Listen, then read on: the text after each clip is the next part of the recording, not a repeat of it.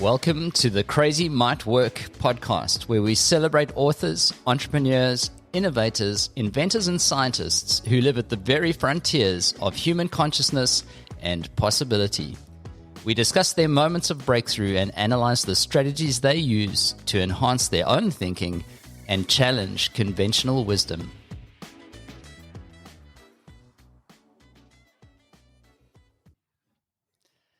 Our guest today is a world-leading expert in creativity and co-author of a cracking book called Ideaflow. He's here to tell us what Ideaflow is and why it's the only business metric that matters. He's also director of executive education at Stanford's D.school and an adjunct professor at Stanford School of Engineering. Please join me in welcoming Jeremy Utley. Jeremy, welcome. Great to see you. And it would be fantastic if you could start just telling us a little bit about yourself. Where did you grow up? Who do you credit or blame for who you've become? Just a little bit about your background and sort of early years. Yeah, it's a pleasure to be here with you, Paul. Thanks for having me, and I'm delighted to get to have this conversation with you. I am actually a native of Oklahoma, a small state here in the United States, and I grew up in a preacher's home. My mom worked at the Estee Lauder counter at Dillard's, which was a department store. I don't know if you'd say latchkey kid or what the right phrase is, but I made a lot of dinners for myself growing up. My dad was at the church. My mom was at the mall. And as soon as I could, I got a job at a fast food restaurant. And that was my first kind of official employment, though I was kind of a church babysitter and lawnmower and all sorts of other things kind of unofficially. I worked at a fast food restaurant. Before I could drive, I rode with my mom to the mall where she would arrive at the mall before it opened to open her store. And I would have to wait for the fast food restaurant to open. And so I would sit and read. And I remember sitting actually in the mall food court, reading books for my summer reading list and wishing that I didn't have to go and serve, French fries and stuff because I just loved reading so much. And, but all jokes aside, my folks were both, they're strong proponents of education, of learning, of problem solving. And so we grew up in an atmosphere that really encouraged us to think independently, creatively. And I probably didn't really value creativity actually, as it were, until graduate school when I was working at a startup in India that was leveraging this radical new methodology called design thinking to solve problems of poverty. And that was the first time that I'd ever thought that creativity might have market value. I knew there was value just personally. I loved poetry and things like that, but I didn't really know that there was market value until I encountered design thinking when I was in business school at Stanford. I think design thinking was kind of an aha moment for many, right? That idea that that kind of creativity could have a place in business. And is it still very strong, Jeremy, in the work that you're doing at Stanford and elsewhere? I mean, do you still see that design thinking creates value and delivers on that creativity promise? Absolutely. I mean, we exist at Stanford to really stimulate the creative confidence of the students who've been entrusted to our care, and we're dealing with a lot of highly analytical, very kind of rational, reasonable students who are pursuing degrees in medicine or law or business or engineering. And for many of them, there's this false duality, right? That, creativity is something other than what I do. And yet what we say is we want policymakers to be creative in their construction of policy. We want hospital administrators to be creative in designing the best patient experiences. We want engineers to be creative in devising novel solutions to our, physical challenges. So in every area we want there to be this kind of creative fluency, if you will. And yet most of the students who come to the D.school as graduate students at Stanford, they maybe because a well-meaning teacher told them that they couldn't draw a walrus or something when they were in second grade, they had come under this notion that they aren't creative. And perhaps it's because creativity is very much associated with the arts, but it's kept people from really tapping into their creative potential and seeing that capacity is something that they can develop every bit as much as they can develop their analytical capability. So Jeremy, it's a bit of water under the bridge, since that first kind of foray into design thinking with that startup that you mentioned. So you've been in creativity in some way, shape, or form for a couple of decades now. Yeah. So I think for many of our listeners, there would still be a pretty foreign concept, this idea that you could be 100% involved in creativity in business. Maybe you could just talk us through a day in the life for you. What does that look like? Because I know you've got academic as well as sort of business interests. So what does that? Talk us through that. A day in the life. Let's see. Let's just pull up my calendar today. Why not? That'll be fun. So today I had I started with a meeting with one of my venture partners. I'm involved in a venture fund, and we've made an investment in a financial services company. And so we were talking about the progress that company is making and how to help them attract new customers. That was the first thing. Then I had a meeting with a French university, actually, about a research study we're leading. Myself and a colleague from Harvard are leading in exploring the impact of generative AI on collaboration and problem solving. And then I had a call with a designer who's a former Nike Air Jordan designer, amazing Black leader who is looking into unconventional career transitions, and talked to him about joining my podcast, actually, which was quite fun. Then I had a call with a woman who's written a great book, which his name is escaping me at the moment, but about spirituality and unlocking kind of energy and genius through spirituality. And then I had a call with a sound bath vendor who some collaborators in our ecosystem have leveraged to much effect in terms of helping silence the inner critic. They use a sound bath as kind of a way to get somebody away from the inner critic. So I actually immersed myself in one of their experiences to evaluate them as a vendor for our programs. Then I tried to frantically do a bunch of email, as you might imagine, and did a quick workout. I always do like a high intensity interval kind of workout. I did a quick workout, made myself a protein shake. Then I had another call with another generative AI partner that's looking to, I've got a second generative AI study that's really focused on studying how enterprises identify opportunities to apply generative AI to their business processes. And so I talked with a team at a multinational beverage company that's looking to kind of establish their kind of thought leadership in this space.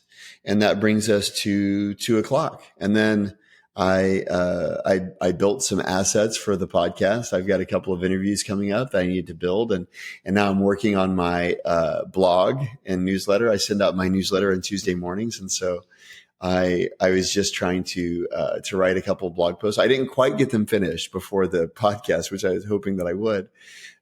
So whenever we finish, I'll have to kind of tidy that up. And then that newsletter goes out to about 12,000 or so people. And some people actually look forward to it. So I have a fiduciary duty to send my newsletter to my people. Anyway, that's just today. I didn't actually, now that I read through it, it's like, wow, a lot happened today. I thought today was kind of a mild day, to be honest with you. So. Yeah, well, thanks for making the time to do this with us at the end of all that. Hopefully it'll be chilling, not stressing in the conversation. No, it's a lot of fun. But I'd love to talk a little about your book. So you recently published a book called Ideaflow, which is a really great read.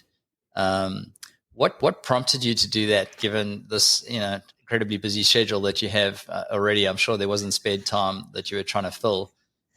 So what's the central idea behind that, and why do you think it was worth writing about?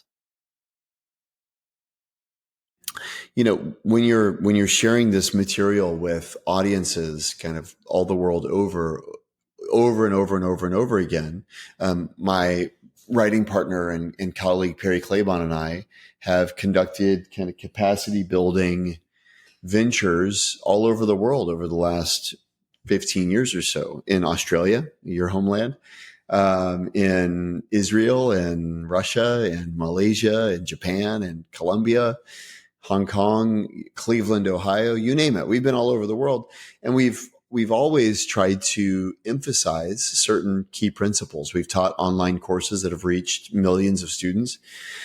And one of the things that, a lot of things really resonate with people. For example, empathize with your users, right? Talk to the people you're designing for. Everybody goes, yeah, we should do that.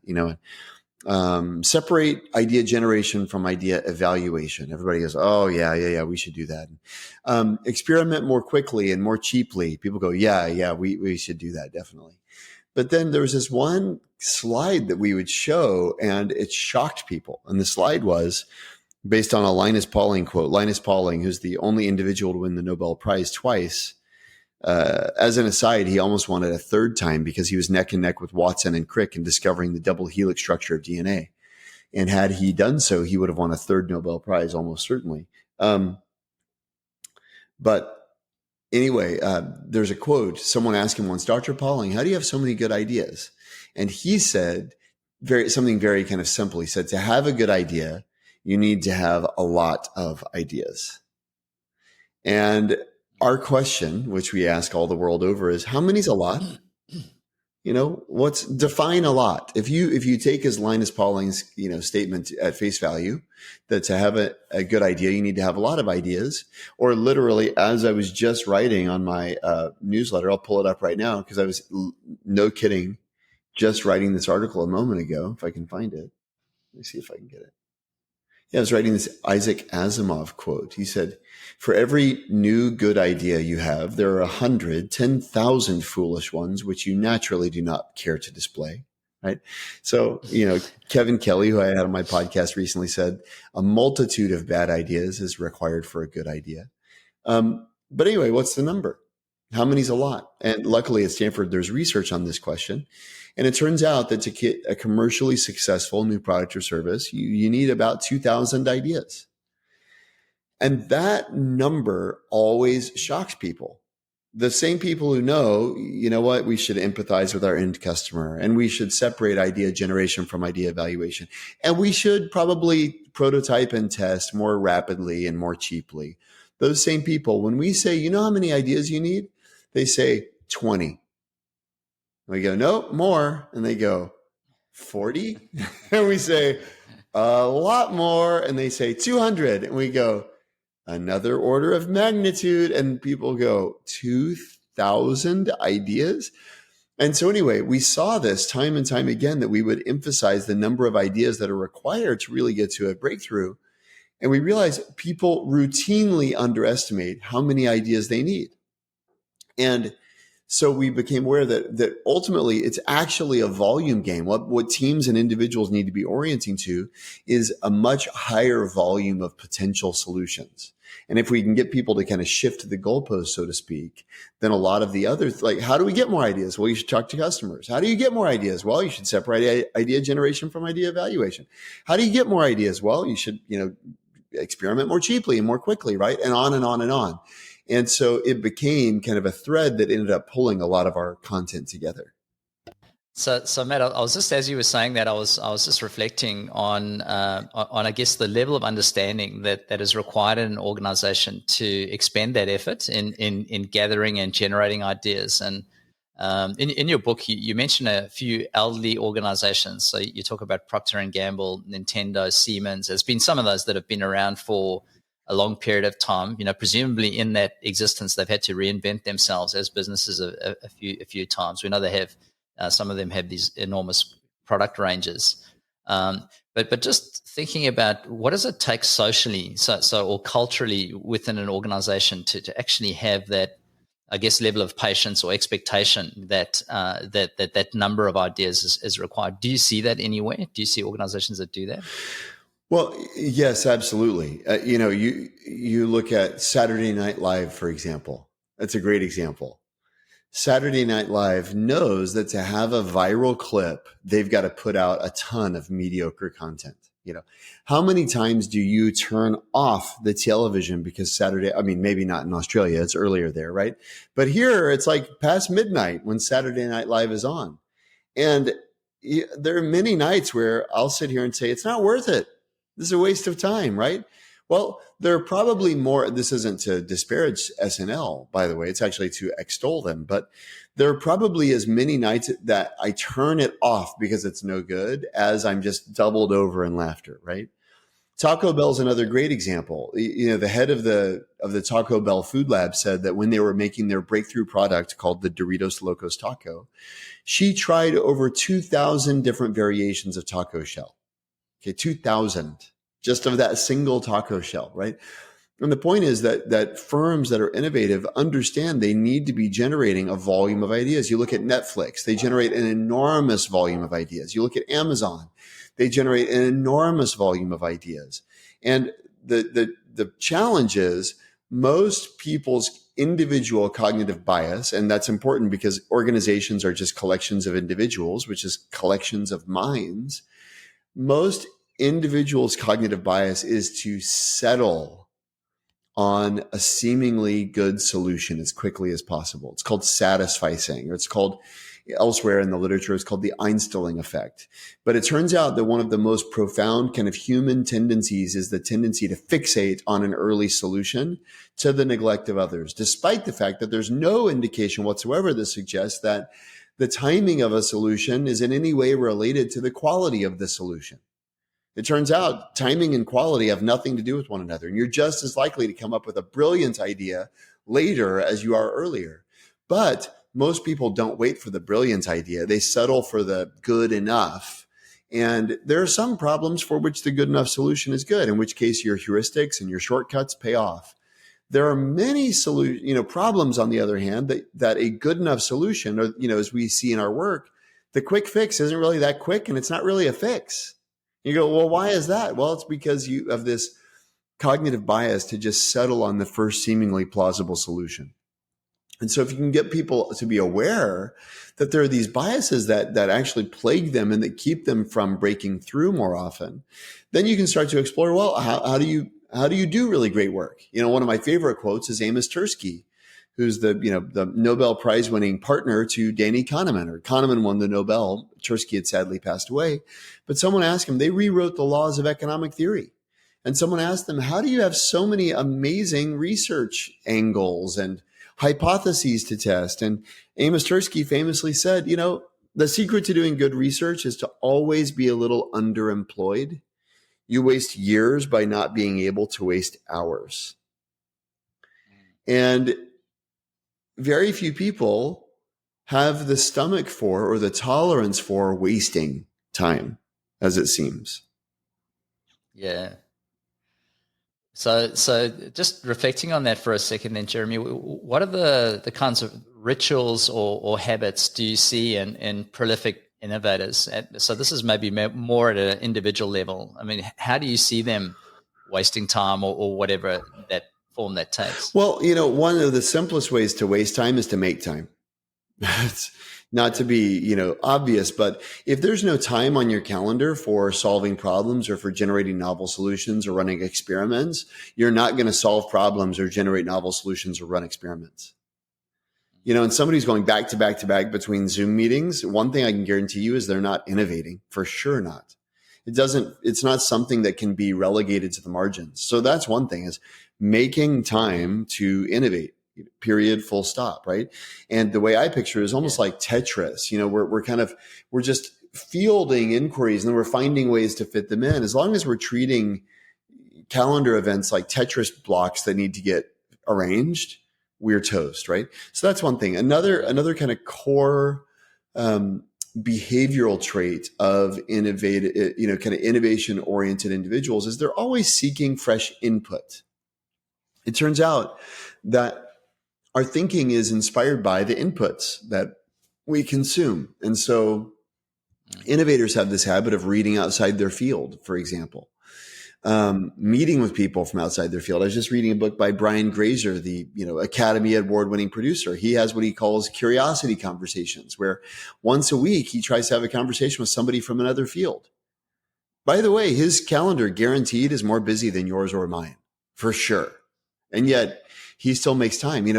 My famous example is Ben Franklin, who he once per week for 30 years, he met with a group called his Junto, which is a group of leather, apron workers who were artisans who were in other organizations, and they would meet and discuss important questions of the day. Has there been a scientific advance that has bearing on our businesses? Has anyone moved to Philadelphia who we ought to know? Has anyone's business fallen into disrepute, and for what reason? They would ask these questions, and it was a way of seeking new information. You look at somebody like Franklin and say, wow, the bifocal, the Continental Congress, the lightning rod, the fire department, it starts to make sense. This is a person who is very thoughtful about curating inputs. And that's one of the habits that we see innovative people undertake is they're obsessive about the inputs to their thinking. And what we have kind of come to say at Stanford is inspiration is a discipline. Inspiration is the disciplined pursuit of unexpected inputs. And those who are trying to find new cognitive inputs to stimulate new thinking are thoughtful and structured about how they seek inspiration. I can see you've got an invite to the Leather Apron Club there, based on your background. You got it. You know it. Yeah, I'm a part of a Junto, a group of CEOs who want to be committed to exploration and innovation, and we got leather aprons as kind of a testament to our shared commitment to making space for innovative conversations. Excellent. You mentioned another kind of discipline that has something to teach us around innovation in the form of jazz and jazz improv specifically in the book. What's the connection there, Jeremy? Well, one of the kind of landmark studies of creativity is conducted by a guy named Dr. Charles Lim, who's at MIT, and he basically studied fMRI scans of both jazz musicians and, interestingly, freestyle hip hop artists. And what he found is he put them under fMRI scans and he traced their blood flow through their brain. It's not actually in the creative moment. It's not that there's more blood flow. It's that there's less. And if you look at the regions where there's less blood flow, it turns out they're regions that are responsible for judgment and criticism.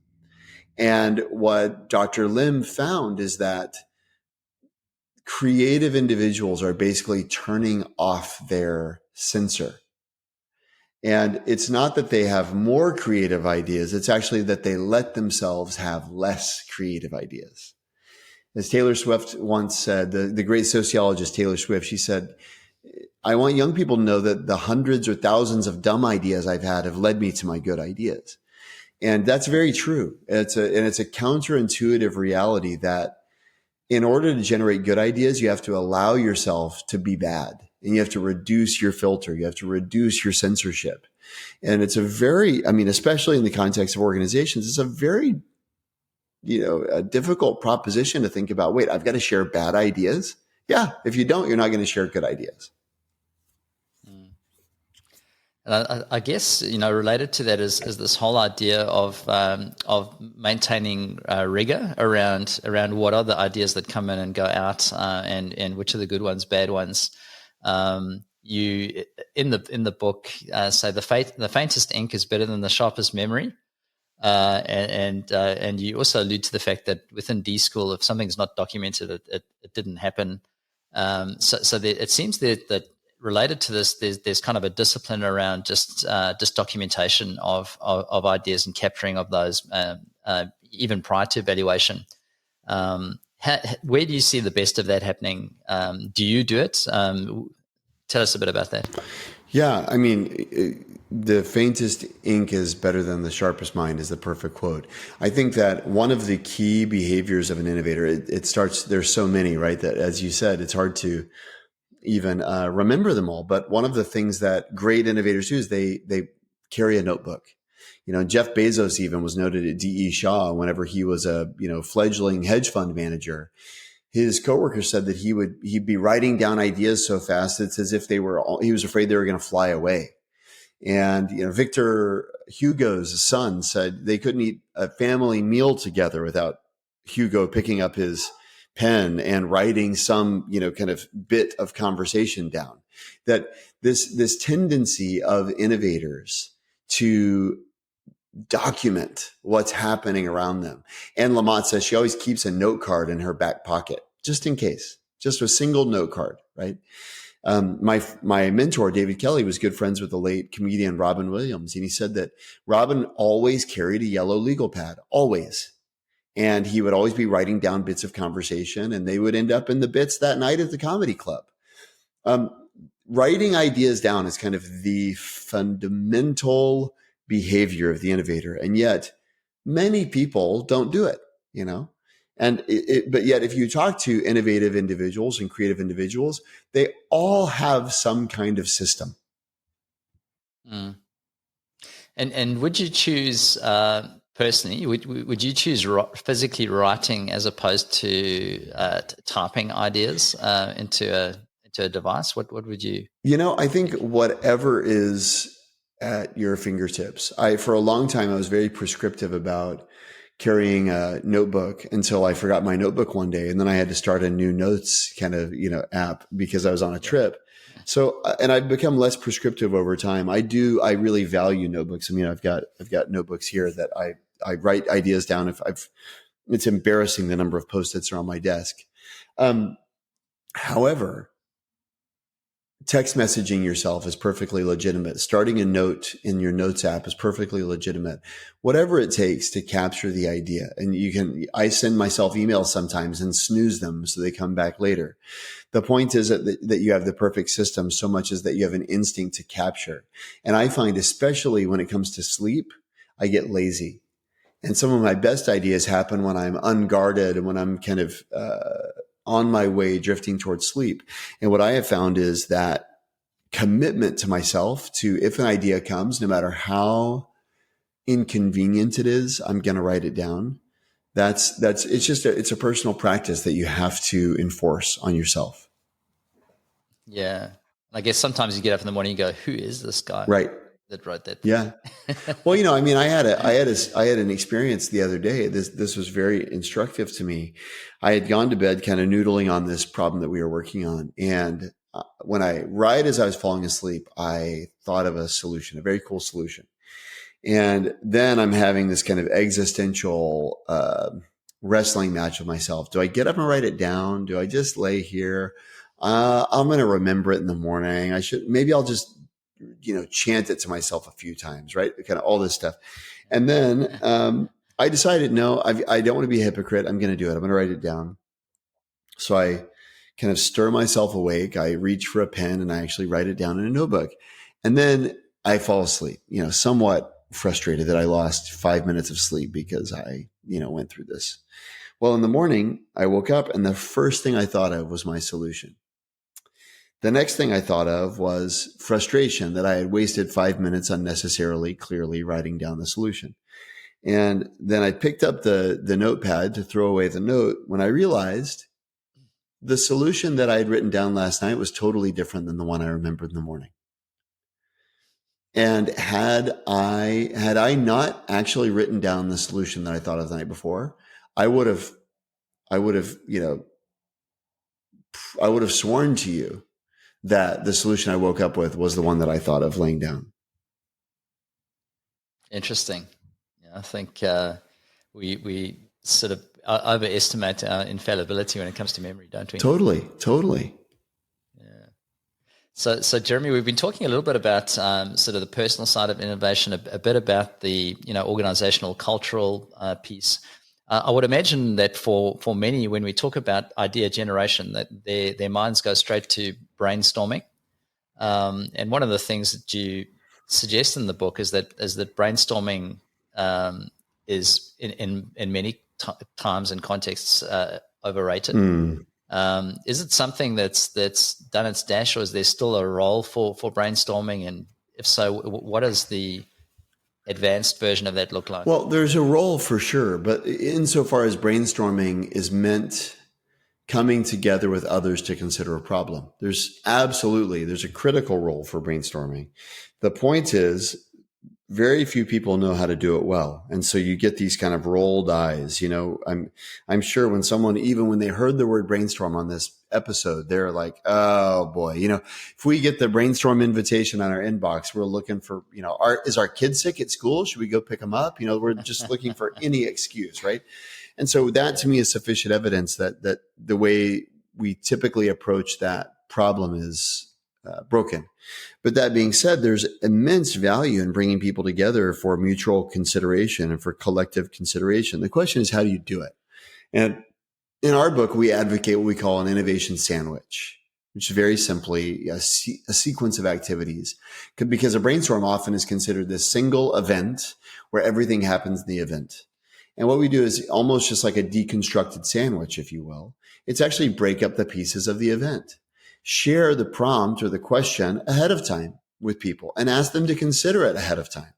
In fact, ask them to bring 2 or 3 ideas to the meeting, right? And so that's a great, that kind of separates the extroverted moment from an introverted consideration, which they tend to be better if they aren't at the same time. So you have everybody come, having already considered the problem and having a few solutions. Now, the danger to be aware of here is that people can anchor on certain ideas. But if you can protect against that danger, it's almost always better for people to have thought about the problem first. So you get people to think about the problem first. You get people to come prepared. And then what you want to do is you want to facilitate a sharing exercise where we aren't making decisions, but we are sparking one another and provoking one another to think of or to imagine possibilities inspired by one another's individual considerations. And so in this stage, you're not looking to make decisions. You're not looking to evaluate, but instead you're looking to generate and to take each of the ideas that have arrived in the early part, almost as seeds, and then see what kind of plant you can get it to grow into.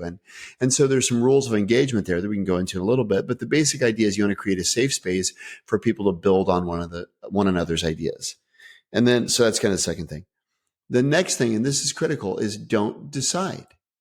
Ordinarily, we almost always in the brainstorm meeting would say, okay, well, what should we do? We've generated one idea, or by the way, the research suggests 2.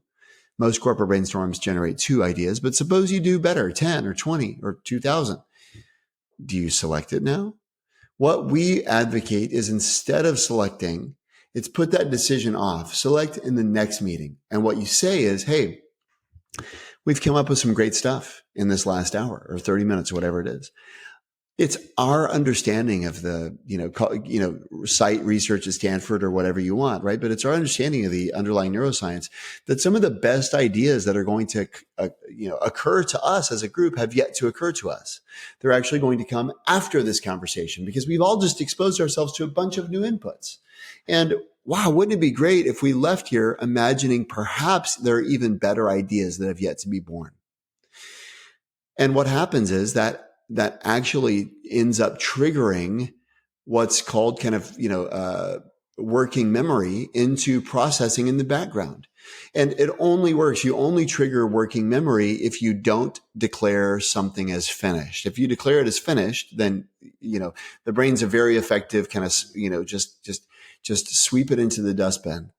But if you say we haven't decided yet, you actually trigger a much better way, kind of better thinking in the intervening time. And so then when you come back together in, say, a week, you certainly can review all the ideas that you came up with in the last meeting, but then you can also create space and time to share the better ideas that have occurred to the group between then and now, and then evaluate them together. And then the last thing I'd say is use specific selection criteria. Don't just choose the thing that's easy to do, the implementable idea, but instead be thoughtful about the criteria by which we are selecting and seeking to preserve the innovation potential that we've created through the bread, meat, and cheese portion of the sandwich.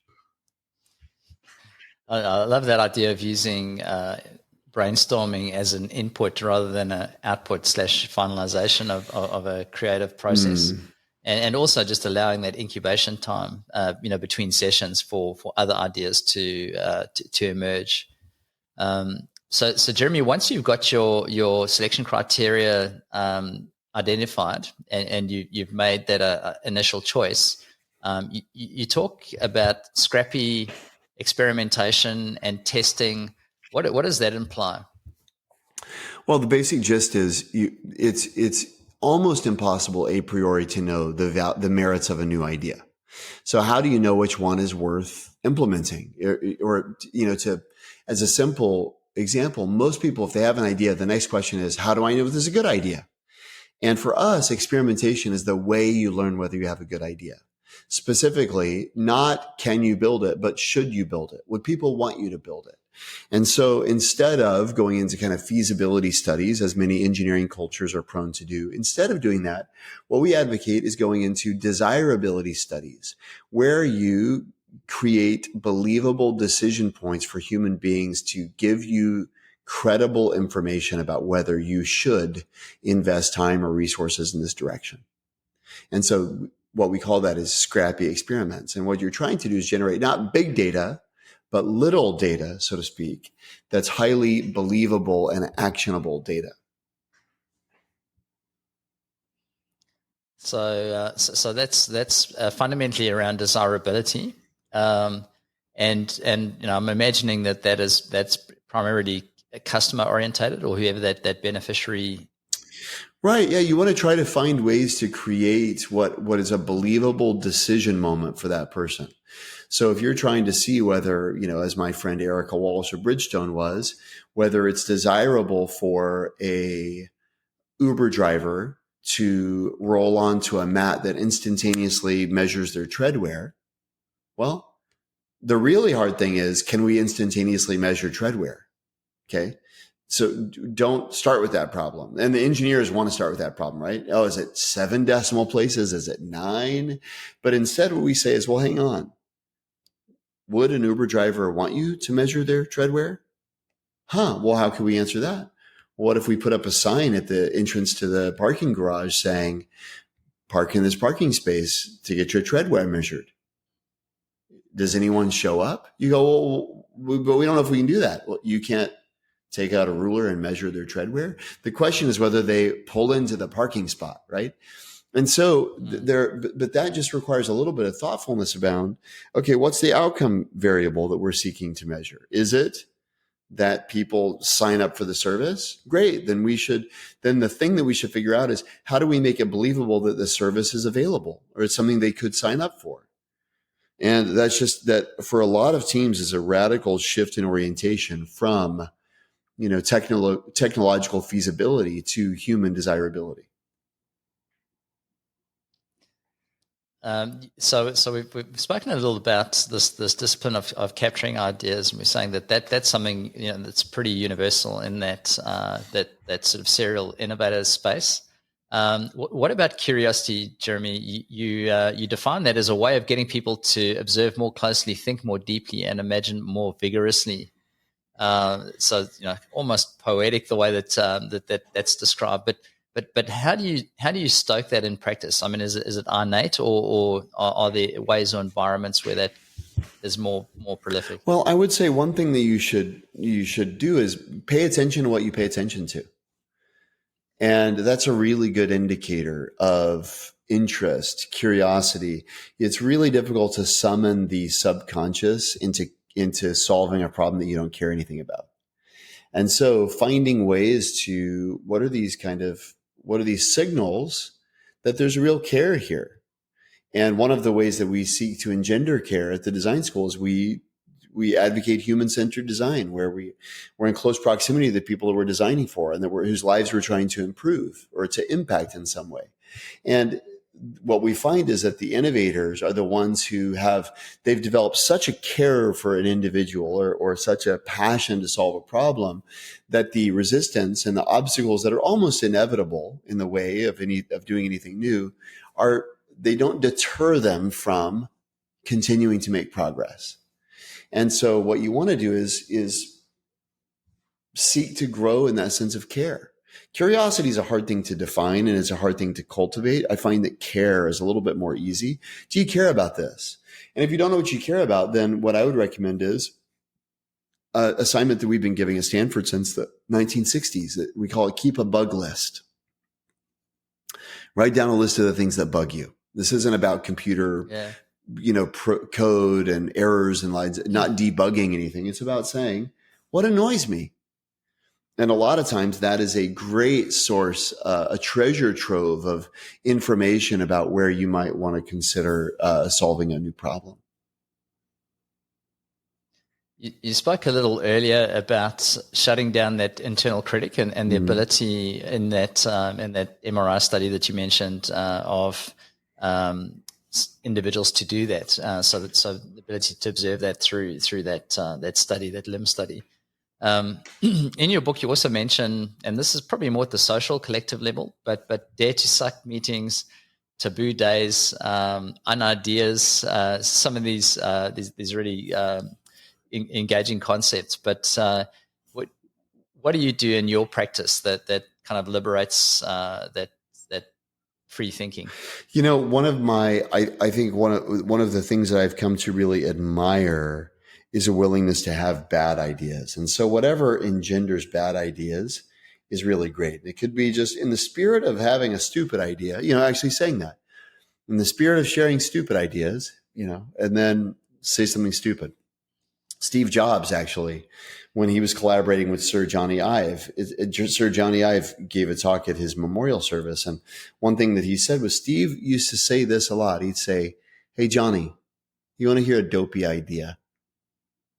And he said most of the time his ideas were pretty dopey. In fact, sometimes they were truly terrible, but every once in a while they were wonderful. And having that habit of sharing a dopey idea is really, really important. And in a team, what I've observed in teams that I feel are high performing, high functioning, what I've observed is that when an individual, especially someone who is a star, when they say, "Hey, here's a dumb idea," it really changes the tone of the meeting. Why are they? Because the first thought is, why are they sharing a dumb idea? And then the second thought is, we can share dumb ideas here. And the third thought is, oh, it's not that dumb. Actually, I can make it great. Well, ta-da. It's like, that's what we're trying to do, right? Yeah. And so by prefacing a statement with, here's a dumb idea, a lot of times you're actually setting so much really wonderful culture there. Just simple. I mean, one of my favorite kind of litmus tests for leaders is to ask yourself, when's the last time somebody shared a stupid idea with me? And for most leaders, they have one of two answers. One is, you know what, Jeremy, honestly, it's been a while. In which case I'd say, thank you for your honesty. You have work to do, right? Another answer is, Jeremy, all the time. People are always sharing stupid ideas with me. In which case I would say, you're a jerk. And I wasn't asking you whether you thought their ideas were stupid. I was asking you whether they think their ideas are stupid, right? There's a world of difference between the two. And a leader who always thinks everybody else's ideas are stupid is a jerk. But a leader who's engendering this kind of environment where people go, hey, here's a dumb idea, ends up being a really inspiring leader with a kind of a robust creative practice on their team. You're in a pretty special part of the world. One of the stories that you share in the book is the William Shockley, the kind of development of Silicon Valley, creating that, I guess, broader social environment outside of the organization, even where those creative collisions can occur.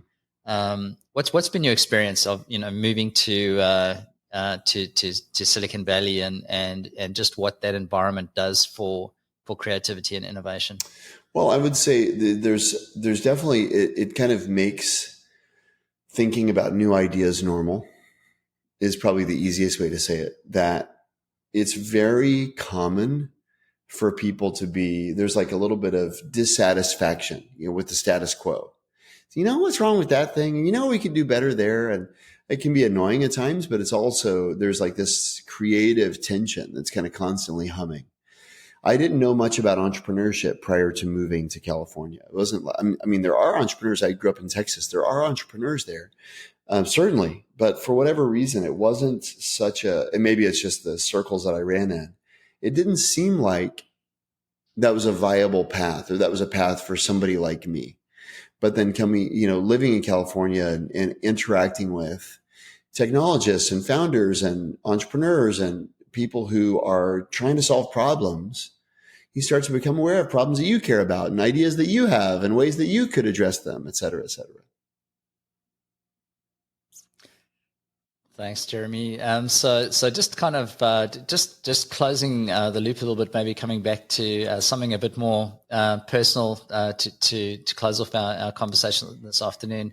What would be your personal kind of go-to practice when it comes to innovating? When you've got something that you need to solve or think innovatively about, what would you do? Yeah, it's kind of a derivative of something that we do in the book. We talk about an idea quota. For me, a derivative of that is what I call try 10. It's just like a little software chatbot. We can drop it in the show notes if you want. But it's just a little software chatbot that I've created mostly for myself, but for anybody else who's like me, who just needs help getting outside of their own head. And it's just a series of kind of analogies to kind of bombard you to think in different directions. For me, we actually had this experience the other day. We live in a house that was built in 1908. So which means a lot of the interiors, 115 years old. And the other day, one of our daughters slammed a door and shattered a 115-year-old window. And you go, okay, well, what do we do about that besides, try to clean up the broken glass?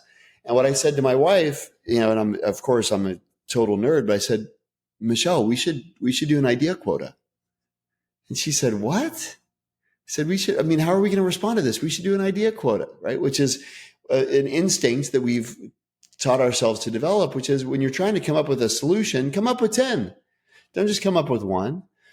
But even for me, it's hard to just say, okay, now come up with 10 solutions on the spot. And so I built this try 10 software to just enable myself to kind of get out of my own head. And so that's probably my go-to solution. If you could have dinner with any person, alive or dead, and ask them one question, who and what? Any person, alive or dead. I think Da Vinci would be pretty cool. And what I would ask him is, can I borrow one of your notebooks? I hope your Italian's up to scratch, Jeremy. But and then just one, a bunch of our listeners are I guess, early career scientists, PhDs that are thinking about, how do they make a career of breakthrough? How do you actually have enough kind of good ideas that you end up making a difference over that career that's ahead of you? One parting bit of advice that you would give to that group? I think one thing what I found myself saying to folks often recently is start with what you have and where you are. It's really easy to think you've got to make a wholesale reinvention or a wholesale renewal but a good question to ask is, what are the assets that I have available to me? Maybe that I haven't identified as assets in terms of relationships or knowledge of technologies or connections or knowledge of problems that aren't being solved well. A lot of times, like one of our best assets is just an awareness of problems that need to be solved. That's a great asset. And so for me, it's take stock of where you are and the assets that you have at your disposal in shaping the path forward. Thanks, Jeremy. I think that's great advice, and I guess puts you in a space of energy and enthusiasm that you can actually work with. So I love that. Well, and if I may, it's empowering. If you think about what can I start, it's like, it's overwhelming, right? But when you say, well, what do you have? Yeah. I was talking to a friend who's got a construction business, and he doesn't know if he wants to do that. And I said, you have so many contractors in your network. You have so many people you can call on a moment's notice, and they'll show up on a job site. What can you do with that? That's kind of I don't have that. If quick, make a roof, I'd be like, I don't know what to do, right? But he's got he's got guys, he's got suppliers, right? Well, what can I do with these suppliers and these contractors? And so it's useful to take stock of those things and say, what can I do with this? Many times the answer, it's not nothing. For sure. If you can get a tradesperson in Australia, you've got some magical powers. That's for sure. But Jeremy, I just wanted to say thank you so much, for your extreme generosity, making this time to chat this through with us. Both you and the book Ideaflow are absolute wealth of really contemporary thinking and bringing that all together in a way that's super accessible. So I'm hoping that a lot of our listeners will go off and get the book off Amazon or wherever their preferred chat platform is. And thank you very much again. We look forward to the next book, which I hope is already underway. But thanks again, Jeremy, and look forward to keeping in touch. Likewise. Thanks for having me, Paul. Cheers.